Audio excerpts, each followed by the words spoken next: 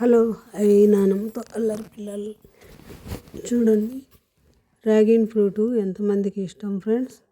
Dragon fruit colour ఎలా ఉందో అలాగే బ్లడ్ కూడా బాగా పడుతుంది కదా. పిల్లలు చదువుకుంటుంటే ఇంటికి వచ్చినాక వాళ్ళు కోసిస్తే తినరా ఫ్రెండ్స్. అందుకని వాళ్ళు ఆడుకుంటూ రాసుకుంటూ ఉన్నప్పుడు తీసి పెడుతూ ఉంటాను పిల్లలకు. అప్పుడైతే కొంచెము దీని మీద జాస్ లేకుండా వాళ్ళు చేసే పని మీద జాస్తో తినేస్తారు కదా ఫ్రెండ్స్. సూపర్ ఫ్రెండ్స్, కలర్ ఎలా ఉందో చూడండి.